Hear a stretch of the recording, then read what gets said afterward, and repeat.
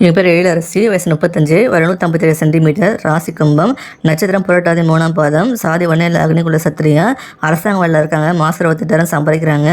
கூட பிறந்த சகோதரர் யாரும் கிடையாது, சகோதரி ஒருத்தங்க இருக்காங்க. பெரம்பலூர் மாவட்டத்தை சேர்ந்தவங்க. இந்த பெண்ணோட வர உங்களுக்கு பிடிச்சிருந்தா உங்கள் விருப்பத்தை கமெண்ட்ல சொல்லுங்கள். என் பேர் அபிநயா, வயசு 31, வயது 165 சென்டிமீட்டர், ராசி மேஷம், நட்சத்திரம் அசுவினி, சாதி வன்னியில் சம்பூரியர் சமூகத்தை சேர்ந்தவங்க. அரசாங்க வேலையில் இருக்காங்க, சம்பளம் மாதம் 45,000 வாங்கிட்டு இருக்காங்களா. கூட பிறந்த சகோதரர் ஒருத்தவங்க இருக்காங்க, சகோதரி 2 பேர், மதுரை மாவட்டத்தை சேர்ந்தவங்க. இந்த பெண்ணோட வரம் பிடிச்சிருக்குன்னா உங்கள் விருப்பத்தை நீங்கள் கமெண்ட்ல சொல்லிடுங்க.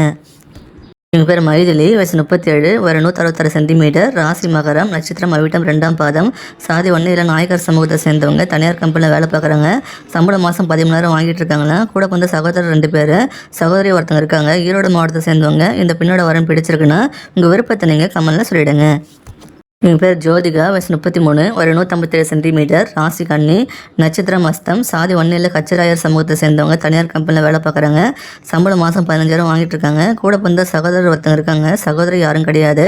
திருப்பத்தூர் மாவட்டத்தை சேர்ந்தவங்க. இந்த பெண்ணோட வரம் பிடிச்சிருக்குன்னா உங்கள் விருப்பத்தை நீங்கள் கமெண்ட்ல சொல்லிடுங்க.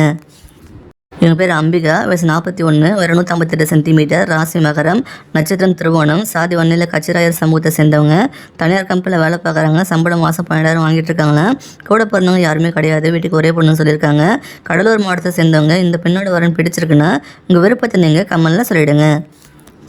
எங்கள் பேர் உஷா, வயசு 28, வயது 162 சென்டிமீட்டர், ராசி தனுசு, நட்சத்திரம் போராடம், சாதி வன்னியில் மழவரையர் சமூகத்தை சேர்ந்தவங்க. அரசாங்க வேலையில் இருக்காங்க, சம்பளம் மாதம் 38,000 வாங்கிட்டு இருக்காங்களா. கூட பிறந்தவங்க யாரும் கிடையாது, வீட்டுக்கு ஒரே பொண்ணுன்னு சொல்லியிருக்காங்க. தேனி மாவட்டத்தை சேர்ந்தவங்க. இந்த பெண்ணோட வரம் பிடிச்சிருக்குன்னா உங்கள் விருப்பத்தை நீங்கள் கமெண்ட்ல சொல்லிடுங்க.